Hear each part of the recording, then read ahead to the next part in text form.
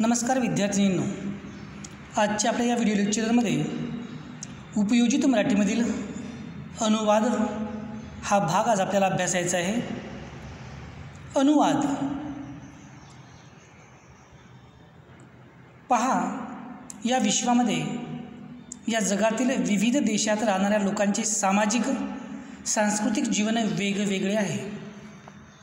एवढंच नाही तर त्यांची ऐतिहासिक पार्श्वभूमी, त्यांची भौगोलिक परिस्थितीसुद्धा वेगळी आहे.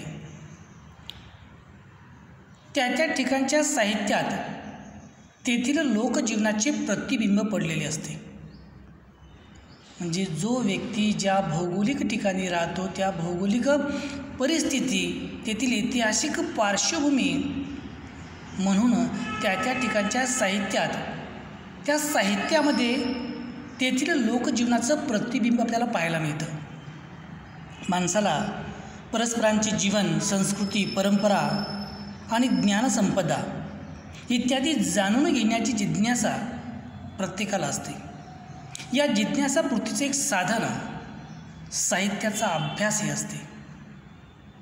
परंतु भाषेच्या अडसरामुळे सर्वांना ते शक्य होत नाही. म्हणजे प्रत्येकाला वाटतं, प्रत्येकाला जिज्ञासा असते की आपण एखाद्याचं साहित्याचा अभ्यास आपण केला पाहिजे, परंतु भाषेची अडचण भासते म्हणून ते सगळ्यांना शक्य नसते. मग अशा परिस्थितीत मार्ग असतो तो अनुवादाचा. स्रोत भाषेतील साहित्याचा लक्ष, भाषेत अनुवाद झाला की माहितीची, ज्ञानाची देवाणघेवाण ही सहज सुलभ होते आणि साहित्य, विज्ञान, तंत्रज्ञान इत्यादी विषयाची माहिती एका भाषेतून दुसऱ्या भाषेत, जगातल्या एका भागातून दुसऱ्या भागात पोचते. म्हणजे ज्ञानाची देवाणघेवाण ही सुलभ होते अनुवादाच्या माध्यमातून. पूर्वीच्या काळाचा आपण विचार केला तर पूर्वी संपर्काची साधनं ही फार मर्यादित होती. तसेच अनुवादाचे कामसुद्धा हे मर्यादित स्वरूपाचे होते.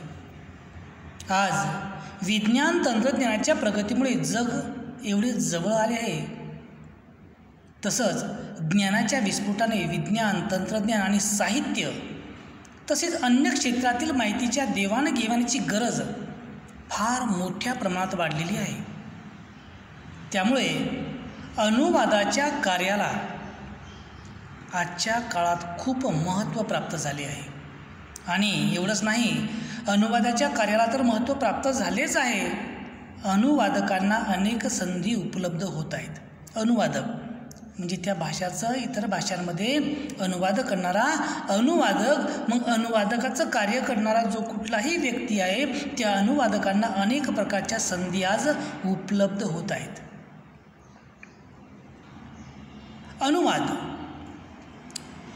अनुवाद म्हणजे काय? अनुवाद या शब्दाची जर आपण फोड केली तर अनु म्हणजे मागाहून आणि वाद हे वद या धातूचे रूप आहे. अनु म्हणजे मागाहून आणि वाद म्हणजे हे वद या धातूचं रूप आहे. अर्थात मागाहून सांगितलेले असा अनुवाद या शब्दाचा अर्थ होतो. मागाहून सांगितलेले असा अनुवाद या शब्दाचा अर्थ होतो. ज्येष्ठ भाषा अभ्यासक परांजपे यांचं असं मत आहे, अनुवाद म्हणजे मौखिक किंवा लिखित भाषेच्या माध्यमातून एकदा व्यक्त झालेल्या आशयाची त्याच भाषेच्या किंवा दुसऱ्या एखाद्या भाषेच्या माध्यमातून पुन्हा केलेली मौखिक किंवा लिखित अभिव्यक्ती म्हणजे अनुवाद. अनुवाद ही जशी दोन भाषांमधली आंतरक्रिया असते, अनुवाद काय असते? ही दोन भाषातील आंतरक्रिया. तशीच ती दोन संस्कृतीमधील सुद्धा आंतरक्रिया असते. त्या भाषांपैकी ज्या भाषेतल्या मजकुराचा अनुवाद करायचा त्या भाषेला मूळ भाषा अथवा स्त्रोत भाषा म्हटलं जातं. म्हणजे ज्या मजकुराचा आपण अनुवाद करायचा आहे ती भाषा म्हणजे ती मूळ भाषा किंवा स्त्रोत भाषा. तर ज्या भाषेत अनुवाद करायचा आहे तिला म्हणतात लक्ष्य भाषा. म्हणजे ज्या भाषेतला अनुवादाचा अनुवाद करायचा त्याला म्हणतात मूळ भाषा किंवा स्त्रोत भाषा, आणि ज्या भाषेमध्ये आपण अनुवाद करणार आहोत तिला म्हटलं जातं लक्ष्य भाषा. प्रत्येक भाषेला एक परंपरा असते आणि त्या भाषेतील साहित्यात ज्ञान भांडाराचे संचित असते. प्रत्येक भाषेला एक त्याची स्वतःची परंपरा असते आणि त्या भाषेतील साहित्यात ज्ञान भांडाराचे संचित असते. आणि त्यामुळे अनुवाद करणे म्हणजे एखाद्या साहित्यकृतीचे शब्दशः भाषांतर करणे नव्हे, तर मूळ साहित्यकृतीमधील सांस्कृतिक सामाजिक वातावरण, विचार आणि भावभावना दुसऱ्या भाषेतील वाचकांपर्यंत संक्रमित करणे होय. या अनुवादाचे क्षेत्र पूर्वी प्रामुख्याने साहित्यापुरतेच मर्यादित होते. त्याच्या जोडीला विज्ञान, तंत्रज्ञान आणि उद्योगविषयक साहित्याचे गरजेनुसार अनुवाद होत होते. पूर्वीच्या काळातली गोष्ट म्हणजे पूर्वीच्या काळामध्ये अनुवाद क्षेत्र हे फक्त साहित्यापुरतंच मर्यादित होतं. आता अनुवादाचे क्षेत्र इतके विस्तारित झालेले आहे. रेडिओ, दूरचित्रवाणी, चित्रपट या माध्यमात अनुवादाच्या मोठ्या संधी उपलब्ध होत आहेत. अनेक आंतरराष्ट्रीय दूरचित्रवाणी वाहिन्या विविध प्रादेशिक भाषांमध्ये प्रसारण करू पाहत आहेत. आज आपण पाहतो की अनेक ज्या काही आंतरराष्ट्रीय स्वरूपाच्या काही दूरचित्रवाहिन्या आहेत, विविध प्रादेशिक भाषांमध्ये प्रसारण करून पाहत आहेत. त्यांना चांगले अनुवादक हवे असतात. त्या भाषेचं अनुवाद करण्यासाठी चांगले अनुवादक हवे असतात. बहुराष्ट्रीय कंपन्या व्यापाराच्या निमित्ताने जगभर पोचत असते. प्रसार आणि जाहिरात कार्यासाठी त्यांना त्या स्थानिक भाषांमधील अनुवादाची गरज भासत आहे. एवढंच नाही तर शिक्षण क्षेत्राचा विस्तारसुद्धा होत आहे. जगभरात होत असलेला हा ज्ञानाचा विस्फोट शिक्षणाच्या माध्यम भाषांमधून पोहोचवण्यासाठी तज्ज्ञ अनुवादकांची गरज आहे. आणि त्यामुळे अनुवादाच्या क्षेत्रामध्ये व्यवसायाच्या अनेकाविध संधी उपलब्ध होत आहेत. हे अनुवादाचं सगळ्यात महत्त्वाचं महत्त्व आहे. भाषा आणि समाज, भाषा आणि समाज या एका नाण्याच्या दोन बाजू आहेत.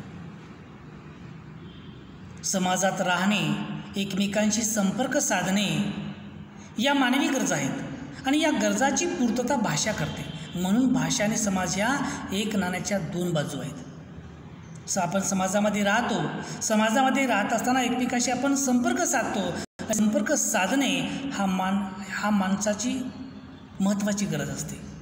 आणि या संपर्क साधणे ही जी मानवाची महत्त्वाची गरज आहे आणि या गरजाची पूर्तता ही भाषा करते. म्हणून भाषा आणि समाज ह्या एक नाण्याच्या दोन बाजू आहेत. कोणतीही भाषा आपल्यासमोर दोन स्वरूपात येते. एक म्हणजे मौखिक भाषा आणि दुसरी म्हणजे लिखित भाषा. भाषा आपल्यासमोर दोन स्वरूपात येते, एक मौखिक भाषा आणि एक लिखित भाषा. आपण आपल्या मनातील विचार, आपल्या मनातील भावना, कल्पना आपण भाषेच्या माध्यमातून व्यक्त करत असतो.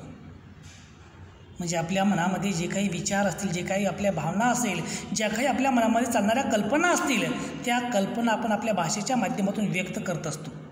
समाजात चांगले विचार, मूल्य साहित्याच्या माध्यमातून रुजवणे भाषेचे महत्त्वाचे कार्य ठरते.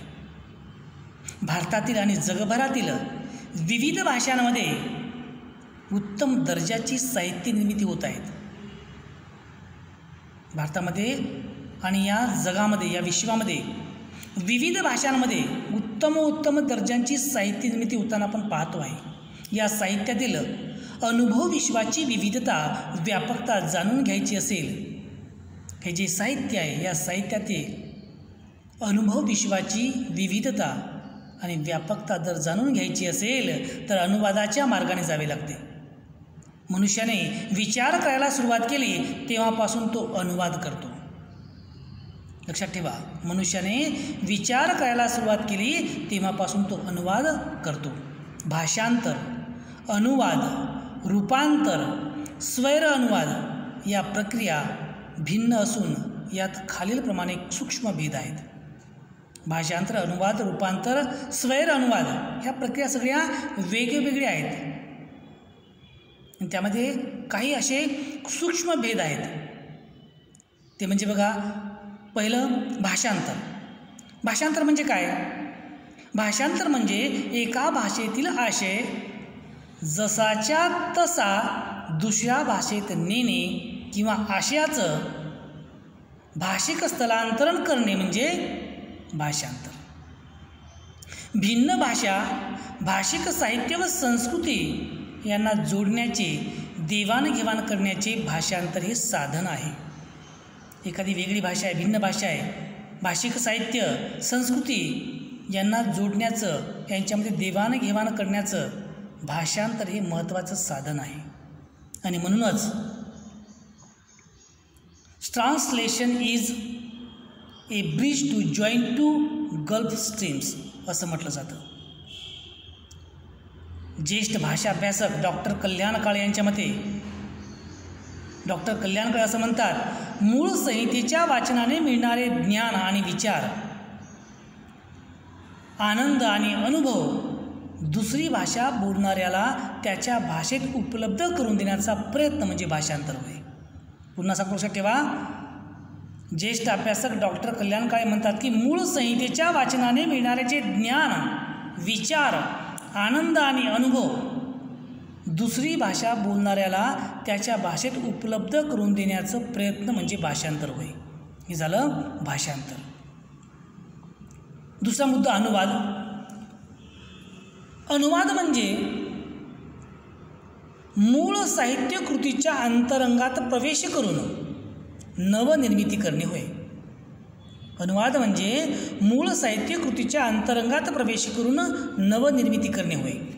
अनुवाद करता मूळ लेखकाचे स्वत्व अबाधित राखून नवीन वैशिष्ट्य पुनर्निर्मिती करत असतो. म्हणजे जो अनुवाद करता असतो तो अनुवाद करता म्हणजे मूळ लेखकाचे जे काही त्या मूळ लेखकाचे स्वतःचे काही जे साहित्य शब्द असतात ते अबाधित राखतो आणि नवीन वैशिष्ट्य पुनर्निर्मिती करत असतो. त्याला म्हणतात अनुवाद. म्हणजे अनुवाद म्हणजे मूळ साहित्य कृतीच्या अंतरंगात प्रवेश करून नवनिर्मिती करणे होय. पुढे रूपांतर. रूपांतरामध्ये काय भिन्नता आहे, काय भेद आहे? एखाद्या वाङ्मय प्रकारातील कलाकृती दुसऱ्या वेगळ्या वाङ्मय प्रकारात नेणे म्हणजे रूपांतरण होय. म्हणजे एखाद्या साहित्यामधली जी कलाकृती असेल तीच कलाकृती आपण वेगळ्या साहित्य प्रकारात, वाङ्मय म्हणजे साहित्य, वेगळ्या साहित्य प्रकारात नेणे म्हणजे रूपांतरण. पुनराभिव्यक्ती हे रूपांतरणाचे वैशिष्ट्य आहे. उदाहरणार्थ सांगायचं झाल्यास, उदाहरणार्थ एखाद्या कादंबरीचे नाटक या साहित्य प्रकारात रूपांतर होते. यामध्ये साहित्य प्रकाराच्या स्वरूपानुसार आशय, शैली आणि रूपात बदल होत असतो. याला म्हणतात रूपांतरण. आणि शेवटचा मुद्दा आहे स्वैर अनुवाद. स्वैर अनुवाद काय, कशाला म्हणायचं? स्वैर अनुवादात मूळ साहित्य कृतीमधील भौगोलिक, सामाजिक, सांस्कृतिक वातावरण अनुवादित साहित्य कृतीत बदलले जाते. लक्ष्य भाषेतील भौगोलिक, सामाजिक वातावरण विचारात घेऊन स्वैर अनुवादात आवश्यक ते बदल केले जातात. त्याला म्हणतात स्वैर अनुवाद. म्हणजे जी मूळ साहित्य कृती आहे त्या मूळ साहित्य कृतीमधील भौगोलिक, सामाजिक आणि सांस्कृतिक वातावरण हे अनुवादित साहित्य कृतीत बदललं जातं. आणि ज्या भाषेत आपण ते अनुवाद करणार, जी लक्ष्य भाषा आहे त्या लक्ष्य भाषेतील भौगोलिक आणि त्या लक्ष्य भाषेतील सामाजिक वातावरण विचारात घेऊन स्वैर अनुवाद आवश्यक ते बदल त्यामध्ये केले जातात. त्याला म्हणतात स्वैर अनुवाद. म्हणजे अशा प्रकारे भाषांतर, अनुवाद, रूपांतर, स्वैर अनुवाद ह्या प्रक्रिया आपल्याला या अनुवादामध्ये पाहायला मिळतात. आजच्या पुरतं एवढंच. पुन्हा भेटूया पुढल्या तासिकेत. तोपर्यंत धन्यवाद.